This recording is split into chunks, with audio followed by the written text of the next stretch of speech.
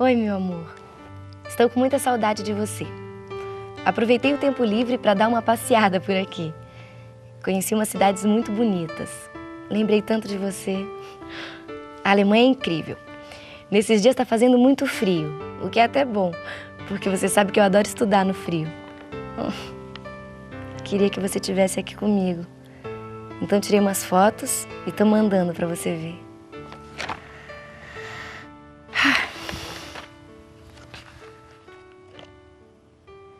Esse é o Panorama Museum. Ele tem formato cilíndrico e foi inaugurado em 1989. Deve ser muito legal andar dentro de um museu cilíndrico. Essa aqui é uma feira que acontece em Sondershausen. Aqui tem uma comida maravilhosa. Dá uma olhada nessa torre. O nome dela é Oberkirche e faz parte de uma igreja que foi construída em 1382. Haha, eu sabia. Do jeito que você tem mania de tudo organizado e perfeitamente alinhado, tinha certeza que você ia achar essa foto estranha. Mas você me conhece mesmo, hein? Mas por que tirou a foto torta? A foto não tá torta. É a torre que é torta. Como assim? É que próximo ao local onde essa torre foi construída, existe uma região de exploração de minas. Daí, conforme as minas são escavadas, o subsolo se movimenta para se reacomodar e isso faz a torre se inclinar de 1 a 2 centímetros por ano. Nossa, mas não tem perigo de cair? Tem sim, mas são realizadas medições periódicas e quando existe esse risco, suas bases são reformadas para que ela não caia. Mas como é que é feita essa medição? É preciso subir na torre? Não, não é. Mas vamos até lá que eu te explico melhor. E no caminho, a gente ainda conhece um pouco mais da cidade.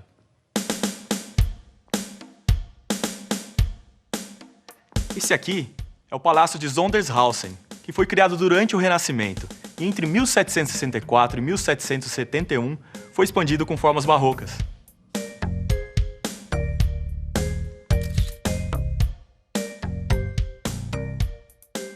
Esse é o Castelo de Frankenhausen. Foi construído no século XIV, mas ficou quase arrasado com a Guerra dos Camponeses. Entre 1533 e 1536, ele foi reconstruído em estilo renascentista, e hoje é um museu de história local. Já esse é o monumento Kyffhäuser. Foi construído entre 1890 e 1896, para comemorar a União Nacional Alemã. Nossa, que vontade de conhecer esses lugares. São tão lindos. Já estamos no caminho para Oberkirche. Tá percebendo a inclinação da torre lá no fundo? Tô sim. Dá pra ver mesmo de longe. Agora um pouco mais perto.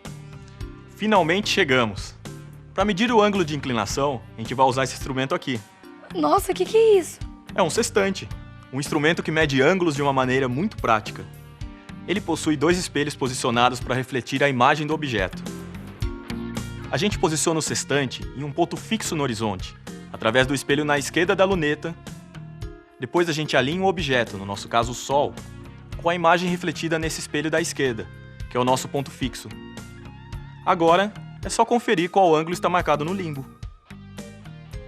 Gente, mas isso é uma engenhoca mesmo. Ah, mas como é que se usa no caso da torre, hein?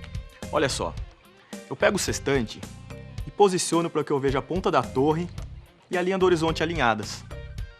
Daí, é só olhar qual o ângulo que está marcado no limbo. Nesse caso é 85 graus. Essa medida é o ângulo que a torre faz com o chão. Vamos imaginar a linha amarela que desce perpendicular ao chão, formando o ângulo de 90 graus. Então temos o triângulo formado por esse segmento e o segmento que representa a torre. O sextante indicou que a medida desse ângulo é de 85 graus. Portanto, o terceiro ângulo do triângulo mede 5 graus, que é a inclinação da torre em relação a uma reta vertical. E essa torre é muito alta? Quanto é que ela mede? O comprimento dela é 56 metros, mas como ela está inclinada, sua altura em relação ao solo é menor. E de quanto é essa altura? Para descobrir isso, eu uso as relações do triângulo retângulo, como aquela que diz que o cosseno de um ângulo é o catento adjacente dividido pela hipotenusa. No caso, o ângulo mede 5 graus. A hipotenusa é o comprimento da torre, que vale 56 metros. E eu quero saber quanto vale o cateto adjacente, que representa a altura. Usando a tabela, eu descubro o valor do cosseno de 5 graus, que é aproximadamente 0,996, e faço a conta, que resulta em aproximadamente 55,8 metros. Caramba! Eu achei que fosse mais complicado. Complicado não é, mas como os ângulos medidos nem sempre são exatos, a gente tem que prestar muita atenção para calcular isso. Por quê? Vou te mostrar. Sim, tá bom. Agora essa inclinação tem 10 graus. Como a gente faz para saber a nova altura? A mesma coisa que a gente fez antes, certo? Certo. Então vamos lá. Antes a gente usou o cosseno do ângulo de 5 graus. Agora precisamos do cosseno do ângulo de 10 graus. Como fazemos para saber esse valor? Já sei. 10 graus é o dobro de 5 graus. Então o cosseno desse ângulo deve ser o dobro do cosseno de 5 graus, certo? Não, Cíntia. Quando o ângulo é o dobro ou a metade do outro, a gente não pode dobrar ou reduzir pela metade o seno, o cosseno ou a tangente. O cosseno de 10 graus é 0,985. Temos um bom exemplo pensando no ângulo conhecido. O seno de 30 graus é meio, mas o seno de 60 graus é raiz de 3 sobre 2, que não é o dobro de meio. Então, mesmo que 60 graus seja o dobro de 30 graus, o seno de 60 graus não é o dobro do seno de 30 graus. Nossa, eu vou lembrar sempre disso. Agora então só falta calcular qual seria a altura da torre se a inclinação fosse de 10 graus. O raciocínio é o mesmo. O cosseno de 10 graus também é igual ao cateto adjacente, que é a nossa altura, sobre a hipotenusa. Para saber o valor dessa altura, basta multiplicarmos 0,985 por 56 metros, o que dá aproximadamente 55,2 metros. Mas a altura nem mudou tanto assim. É, a altura não mudou muito, mas a gente aprendeu muita coisa com essa história. E tem mais. A não existência da proporcionalidade entre os valores de seno, cosseno e tangente, de arcos metades ou arcos duplos, também acontece quando comparamos os valores dos ângulos internos de um triângulo. Se um dos ângulos aumenta ou diminui, os outros ângulos são alterados, mas não seguem a mesma proporção. Vamos comparar as duas situações. Na primeira, temos que o ângulo de 85 graus é 17 vezes maior que o ângulo de inclinação de 5 graus. Na segunda situação, em que o valor do ângulo dobra de 5 para 10, o outro ângulo precisa diminuir para compensar. Não se observa uma relação de proporcionalidade. O ângulo de 80 graus é 8 vezes maior que o de 10 graus, e não 8,5 como era o esperado. Essas relações são cheias de detalhes mesmo. A gente tem que prestar muita atenção. E eu, que nem imaginava que na Alemanha tinha torres inclinadas. Pensava que só existia a Torre de Pisa. A Torre de Pisa, com 58,5 metros de altura, é um dos mais famosos cartões postais da Itália. Construído no século XII, foi projetada para abrigar o sino da catedral da cidade. Mas quando 3 dos 8 andares da torre estavam prontos, notou-se uma ligeira inclinação por causa de uma depressão no terreno. A torre tinha sido edificada sobre o terreno arenoso e também acima de um lençol de água.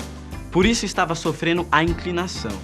No ano de 1990, uma avaliação de engenheiros indicou que havia um risco de a torre cair de vez. Ela foi então fechada para visitação e um comitê internacional foi criado para salvar o monumento. Após o trabalho de restauração, a torre foi reaberta em dezembro de 2001. Segundo os engenheiros e arquitetos, o monumento agora está salvo por pelo menos mais 300 anos. Depois de tanta informação, eu me lembrei que em Santos, no litoral paulista, existem vários prédios tortos na avenida da orla da praia. E o problema também está no terreno, viu? Só que nesse caso, os prédios foram construídos em cima da areia. Tá vendo? Até no Brasil a gente tem edifícios que se inclinam.